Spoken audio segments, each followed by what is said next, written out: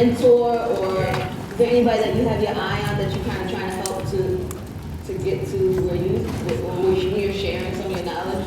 Is there any like new groups? I mean, honestly, if you see the show, you're gonna see he working with his little homies. I got my little homies, he got his little homies. So you're gonna see all of us really gravitating to somebody that has some type of inspirement to us, because we can see us in them.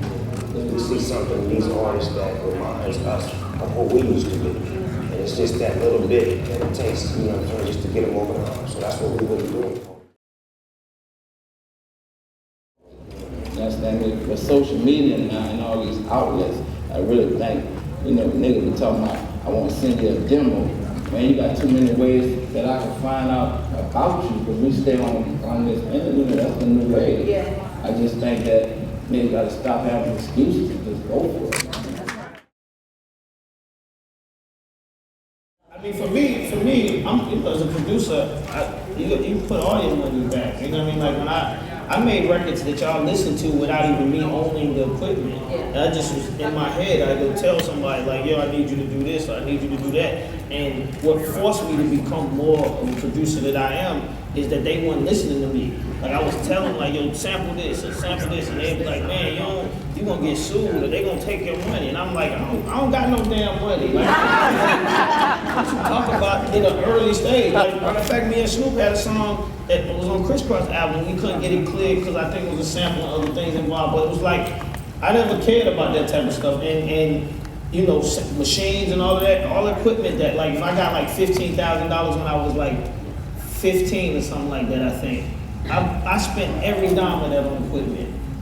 Not 1 cent came to like anything, clothes or nothing. I wanted all my equipment. I needed the new keyboards. I wanted a new drum machine. And all I kept remembering that when I was like 13, I had to put a drum machine on layaway, and it went for $250. Layaway? Yeah, it went for $250. They got layaway deals for anybody out there that don't know. That's a good tip. They do. Not being a leader, being a follower. I should have been a leader.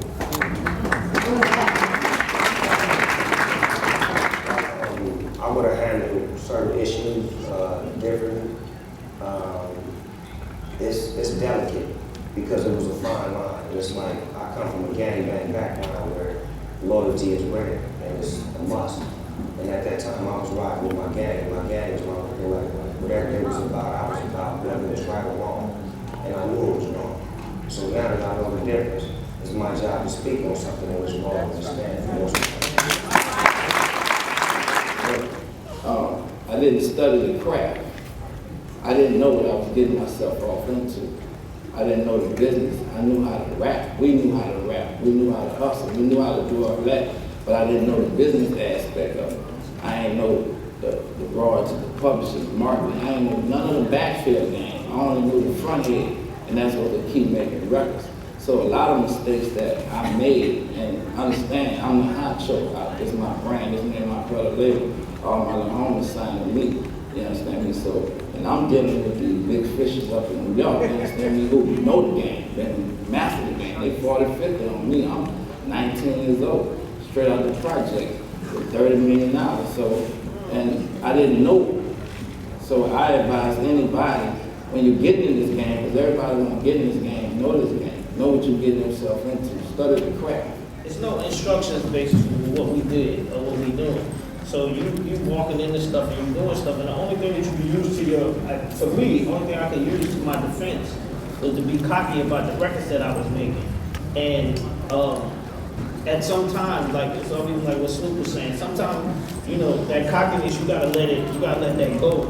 And you gotta know when, if you fight with somebody, you gotta know like how far to take the fight before it becomes really a bad situation.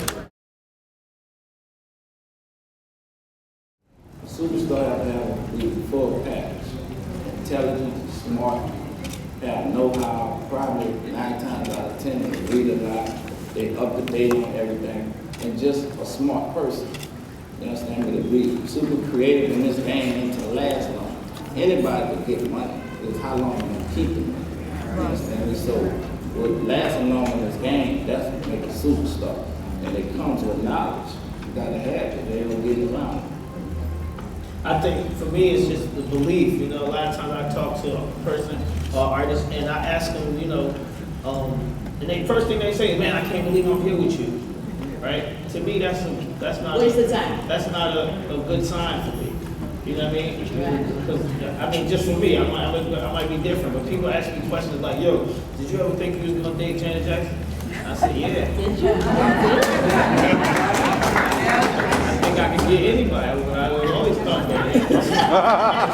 The way I think, I'm just saying, like, You think big. I just think like that. I always thought like that. I thought that, you know, I could do something. You know what I mean? Like, Criss Cross was not music when I saw them. I saw them walking through the mall, and I was like, if they get a record, they gonna be the biggest group in the world. I saw it before I even made the record. You know what I mean? So my belief system is just, that's what I believe. You gotta believe you're a star.